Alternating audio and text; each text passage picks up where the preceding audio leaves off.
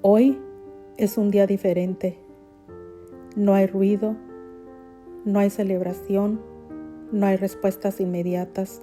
El sábado de gloria es el día del silencio de Dios.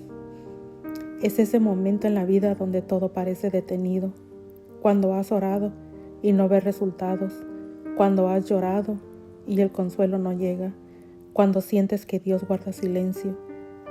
Pero este día nos enseña algo profundo. Aunque no lo veas, Dios está obrando. Jesús está en el sepulcro, sí, pero no es el final. Es solo una pausa antes del milagro más grande, la resurrección. Hoy tu vida también puede sentirse así, en espera, en duda, en obscuridad, pero recuerda, Dios nunca llega tarde. Él está preparando luz donde hoy solo ves sombras.